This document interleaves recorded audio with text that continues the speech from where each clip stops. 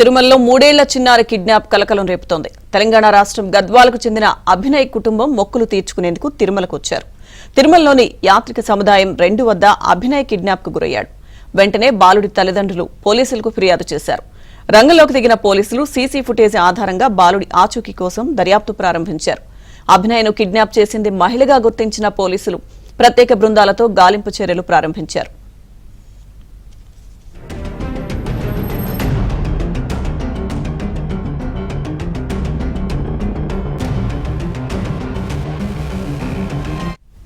తిరుమలలో బాలుడి కిడ్నాప్ కు సంబంధించిన మరింత సమాచారం మా ప్రతినిధి జితేంద్ర అందిస్తారు. జితేంద్ర,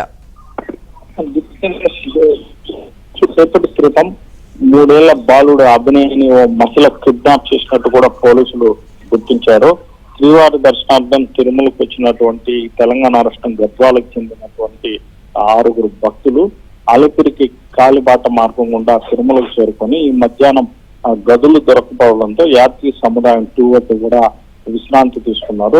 వాళ్ళు కాలినడకన తిరుమలకు చేరుకోవడంతో ఆదమర్చి నిద్రపోవడంతో ఆ బాలుడు అక్కడే ఆడుకుంటా ఉండడంతో బాలుడు అక్కడే ఉండడాన్ని గుర్తించినటువంటి ఒక మహిళ ఆ బాలుడిని కిడ్నాప్ చేయాలని కూడా నిర్ధారించి కుటుంబ సభ్యులంతా కూడా అక్కడ నిద్రపోతున్నటువంటి సమయంలో చాకచక్యంగా బాలుడిని అక్కడి నుంచి కిడ్నాప్ చేసి యాత్రి సముదాయం 2 వద్ద నుంచి కూడా ఉడాయించింది. కాసేపటి తర్వాత నిద్రలేసినటువంటి అభినయ్ తల్లిదండ్రులు బాలుడు కోసం గాలించగా బాలుడు ఎక్కడికి కూడా కనపడకపోవడంతో చుట్టుపక్కలంతా కూడా బాలుడు కోసం గాలించి వెంటకి బాలుడి జాడ కనపడకపోవడంతో వెంటనే తిరుమలలోని 2 టౌన్ పోలీస్ స్టేషన్ చేరుకొని బాలుడు తప్పినట్లు కూడా పోలీసులకు ఫిర్యాదు చేశారు. వెంటనే పోలీసులు కూడా అప్రమత్తమై జీఎన్సీ పోలీసులతో పాటు తిరుమలలోని ఇతర ప్రదేశాల్లో కూడా బాలుడు కోసం గాలిస్తున్నాయి. మరోవైపు సీసీ ఫుటేజ్ ద్వారా కూడా బాలుడి జాడ కోసం ప్రయత్నించారు.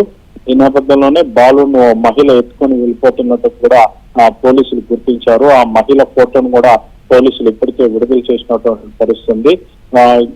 బాలుడి జాడ కోసం తల్లిదండ్రులు వెతకడం, అలాగే ఆ వెతికేటటువంటి సమయంలో చాలా ఆలస్యం కావడంతో దాదాపు 2 గంటల పాటు కూడా ఈ సమయం వృధా కావడంతో వాళ్ళ తల్లిదండ్రులు పోలీస్ స్టేషన్ చేరుకునే సమయానికే ఆ బాలుడిని ఆ మహిళ తిరుపతికి కూడా తీసుకుని వెళ్తున్నట్టు కూడా ఇప్పటికే పోలీసులు నిర్ధారించారు. దీంతో ప్రస్తుతం తిరుపతిలోని RTC bus stand, railway station తో పాటు ఇతర జన సంచారం ఉన్న ప్రదేశాల్లో కూడా బాలుడి కోసం ప్రత్యేక టీం ద్వారా పోలీసులు గాలిస్తున్నారు.